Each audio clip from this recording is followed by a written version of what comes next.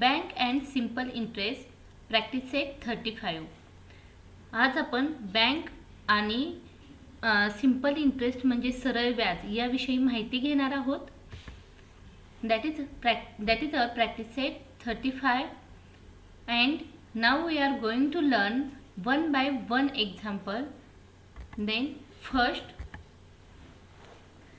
at a rate of 10 PCPA, what will be the interest for 1 year on rupees 6000? जर 10 रुपये व्याज दराने 6000 ठेवीवर किती आपल्याला सरळ व्याज द्यावं लागेल किंवा किती व्याज होईल, तर 10 PCPA म्हणजे काय, तर 100 रुपयावर 10 रुपये एका वर्षासाठी, तर 6000 रुपयावर किती. Principal amount is equal to 6000. Rate of interest is equal to 10 PCPA. Let interest on principal rupees 6000 be rupees x. जर 100 रुपयावर 10 रुपये, PCPA म्हणजे दर साल दर सेकडा, per year on 100 rupees, that is 10 rupees interest. Rate of interest is 10. Then how much on the 6000 rupees, तर 6000 वर किती रुपये, तर ते आपण काय केलेले आहेत, एक्स मानलेले आहे. Therefore, by taking ratio of the interest to the principal for both, we obtain an equation. Therefore, x upon 6000 is equal to 10 upon 100. 100 rupees वर 10 रुपये व्याज दर असेल, तर 6000 वर किती व्याज असेल. That's why we take like that, and then therefore x is equal to 10 upon 100 into 6000 upon 1. Here 6000 on the denominator place. When we will take this at the opposite side of that equal sign, it will goes here on the numerator place. So 10 into 6000 upon 100. Then 0 will get cancels and we have to get here 600.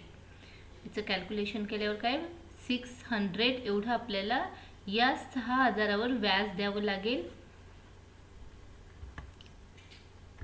Let's see next example. Mahesh deposited rupees 8650 in a bank at a rate of 6 PCPA. How much money will he get at the end of the year in all? महेशने बँकेमध्ये 8650 rupees ठेवलेले आहेत 6% दराने, तर वर्षाच्या शेवटी त्याला किती रक्कम मिळेल.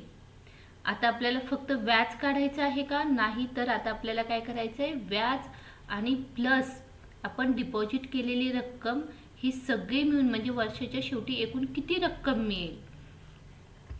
Then principal amount is equal to rupees 8650. Then rate of interest is equal to 6 PCPA. 100 रुपीजला 600 रुपयावर 6 रुपये व्याज, तर आपल्याला कितीवर काढायचं आहे, 8650 वर किती. So let interest on principal rupees 8650 be rupees x. ते आपण काय करूयात, x मानूयात. By taking ratio of interest to the principal for both, we obtain an equations, that is here x upon 8650 is equal to 6 upon 100. जर 100 rupees वर 6 रुपये व्याज असेल, तर 8650 रुपीज वर किती. Therefore x is equal to 6 upon 100 into 8650 upon 1. Here we take this 8650 on the numerator place. Then 6 into 8650 upon 100. when we will divide this 6 multiply by 8650 to by the 100, then we have to get here rupees 519. That is our interest. But what is question here?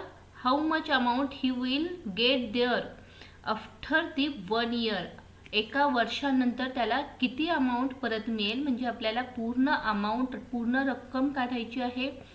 तर हे जे व्याज आलेलं आहे, bank जे व्याज देणार ते व्याज प्लस त्यांनी ठेवलेली जी पहिली अमाऊंट आहे, त्यांनी ठेवलेली जी ठेव आहे 8650 रुपीज, ती त्याच्यामध्ये ॲड केल्यानंतर आपल्याला काय होईल, टोटल अमाऊंट मिळेल which will received after 1 year. Then amount received at the end of year is equal to principal amount plus interest.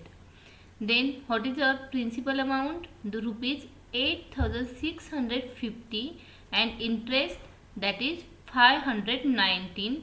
Therefore rupees 9169 which is total amount. Therefore Mahesh will get rupees 9169 at the end of year. Okay, let's see third example. Ahmad Chacha borrowed rupees 25,000 at 12 PCPA for a year. What amount will he have to return to the bank at the end of year? Ahmad चाचाने 25,000चं कर्ज बँकेकडून घेतलेलं आहे 12% व्याजदराने, आणि तर त्याला बँकेला एका वर्षानंतर किती रक्कम परत करावी लागेल. तर 100 रुपीजवर 12 PCPA म्हणजे काय, 10 से 12% व्याजाने.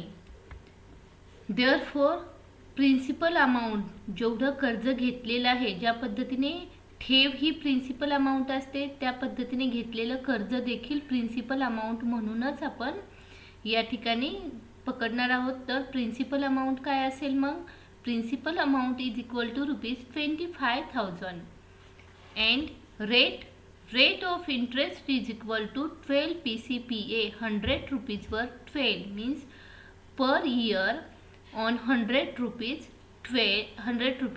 That is 12 which is rate of interest. मग 100 रुपयावर 12 रुपये व्याजदर असेल तर 25,000वर किती. Therefore let interest on principal rupees 25,000 be rupees x.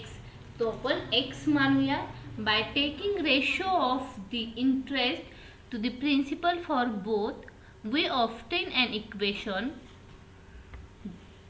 x upon 25,000 is equal to 12 upon 100 रुपीजवर 12, तर 25,000वर किती. Therefore x is equal to 12 upon 100 into 25,000 upon 1.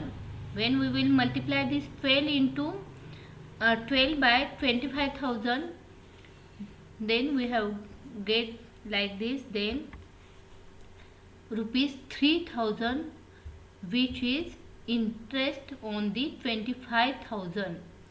हा मीन्स 3,000 जो आहे तो 25,000वर मिळालेला इंटरेस्ट आहे, म्हणजेच व्याज आहे ते. तर आपल्याला क्वेश्चन काय विचारलेला आहे की वर्षाच्या शेवटी आपल्याला फक्त इंटरेस्ट काढायचा आहे का, नाही तर वर्षाच्या शेवटी आपल्याला म्हणजेच अहमद चाचाला बँकेला किती रक्कम द्यावी लागेल.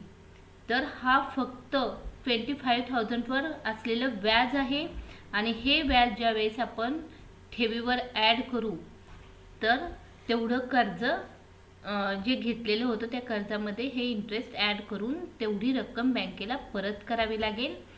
Therefore amount to be returns to the bank at the end of year is equal to principal amount plus interest. Then what is principal amount? 25,000 and interest is 3,000 is equal to rupees 28,000. Therefore Ahmad Chacha has to return rupees 28,000 to the bank at the end of year. That is our last example. Kisan Rao wanted to make a pond in his field.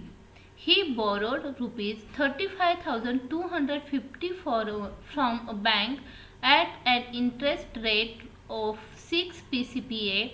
How much interest will he have to pay to the bank at the end of the year? किसनरावला त्याच्या शेतामध्ये शेततळ खोदायचं आहे आणि त्यासाठी त्याने बँकेकडून 35,250 rupees कर्ज घेतलेलं आहे 6% व्याजदराने. तर त्याला म्हणजे त्या कर्जावर त्याला किती व्याज बँकेला द्यावं लागेल. या ठिकाणी त्यांनी इंटरेस्ट विचारलेला आहे, अमाऊंट विचारलेली आहे का नाही, तर आपल्याला इंटरेस्ट काढावं लागेल.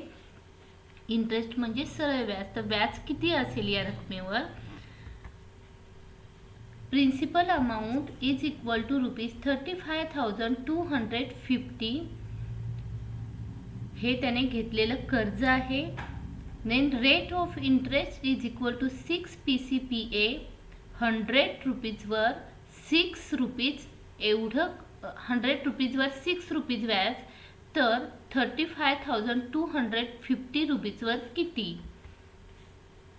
Late interest on principal rupees 35,250 be rupees x. तो आपण एक्स मानूयात.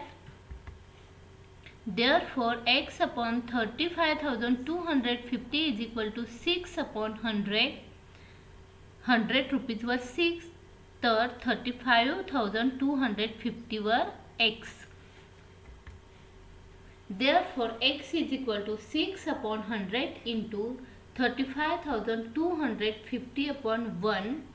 हा 35,250 छेदस्थानी आहेत. कॅल्क्युलेशन करताना अपोजिट साईडच्या विरुद्ध बाजूला ते ज्यावेळेस आपण घेऊ त्यावेळेस ते कुठे जाईल तर अंशस्थानी जाईल. Is equal to 6 into 35,250 upon 100. When we will calculate this, we have to get here rupees 2,115, which is interest. Then interest is equal to rupees 2,115.